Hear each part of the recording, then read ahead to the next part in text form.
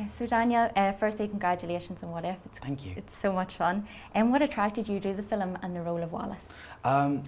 First of all, I'd never played like a modern character before, somebody who was alive today and did not have magical powers. So that was really fun, just to be able to kind of walk onto set without having to think, oh, you know, how did people talk to each other in the 40s, or how did people walk in the 1800s, or, you know, any of that stuff in your head. You just have to step on and go, here I am, I'm a person. And it was really funny. You know, the script was fantastic. The dialogue was really sharp. The characters were great, and their relationships with each other were great and sort of felt lived in and real. And then the thing that I think most surprised me about the film was the end, because I definitely didn't. When I was halfway through, if you'd said that the end of the script was going to make me, you know, shed a tear, I would not have believed you. And then you get to the end, and it's a really beautiful ending. And I feel that the things Wallace says to Chantry in that last scene are things that I have always wanted characters to say in film, to actually say to each other, and they never do. So I was very gratified by that. And it's a bit like, you know, you think of a rom-com, you think of all the cliches. Like, this is a bit different. Yeah. You know, how fun was that for you? It was great. I mean, you know, there's definitely we're a very traditional rom-com that tries to play around with the cliches and the tropes of the genre, but, you know, while also being kind of quite faithful to the genre. So, you know, there's the obligatory romantic rushed flight to the airport and flying somewhere to get the girl, except in our movie it doesn't work out as planned. And, you know, there's things like, you know, the boyfriend who's a bit of a, you know... Yeah. I don't know, I probably can't say that word. Whatever. On, you know, in a normal romantic comedy, the boyfriend of the girl that I am attracted to would always be like kind of a douchebag, and you know, you're wondering, why is she with him? That's like that reflects badly on her, and you know, it just makes it less of a dilemma for her character. So yeah, I was very the casting of Rafe Spall was fantastic, in terms of making it, you know, again getting away from that sort of cliched role, because he's so funny and sweet, and he's good looking, and he's successful, and he treats her well, and there's nothing wrong with the relationship she's in, apart from the fact that she is falling in love with somebody else. And just based on the casting, you and Zoe Kazan kind of had this lovely chemistry. Oh, good.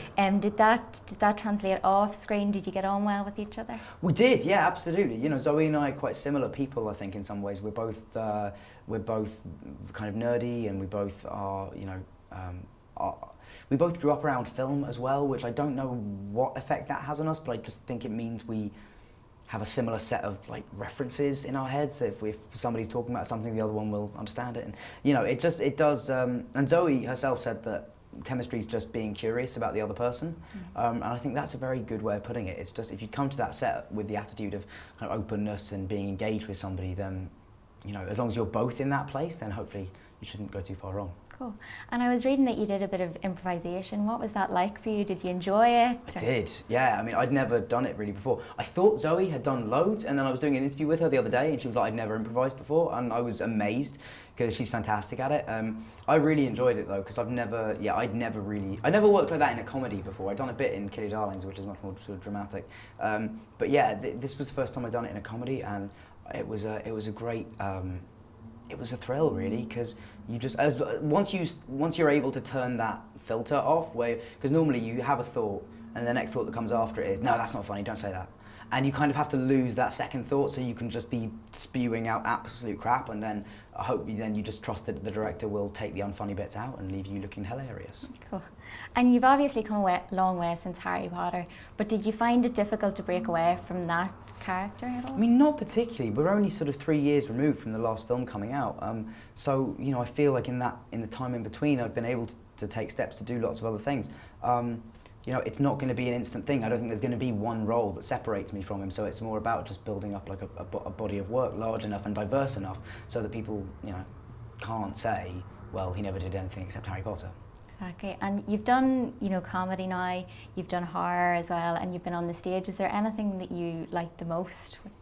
I mean, film is, if I had to pick between film and stage, I would pick film, just because it's where I grew up, and I can't, if somebody said you could never go on a film set for the rest of your life, I mean, I don't know what I'd do.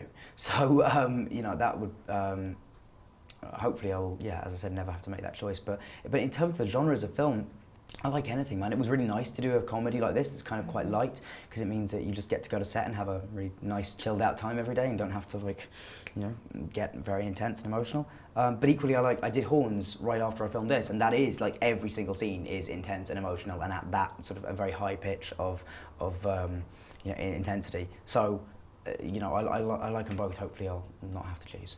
Cool.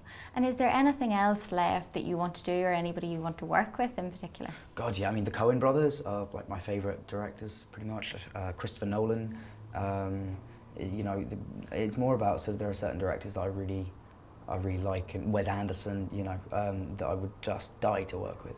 Any of those three. So, if you're watching, guys, Joel, Ethan, Wes, Chris, I'm right here.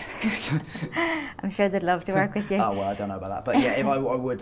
You know, they're just those are people that I think make different, ambitious, incredible, exciting films, and I've always sort of looked up to them. And yeah. Cool. And last but not least, would you have tried a bit of the Fool's Gold? Yeah, I had loads of it. I had about 4 slices. Not on the one day. It was over 2 days. But yeah, I loved it. There's nothing to not like about it, in my opinion. Zoe didn't like it, but she's from LA. Yeah. They consider, you know, watercress food, you know, so it's a different thing. That's great. Well, that's everything I have for you, Daniel. Cool. Thank you very much. Thank you so much. Pleasure.